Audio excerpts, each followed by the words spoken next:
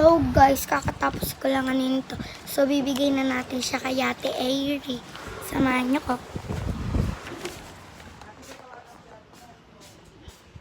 Wait lang.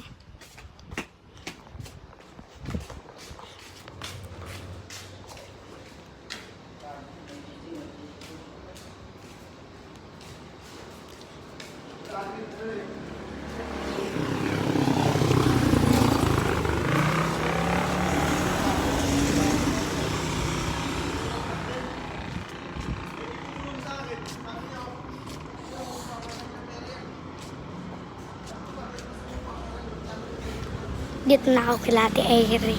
So pupunta na ako kay Ate Airy.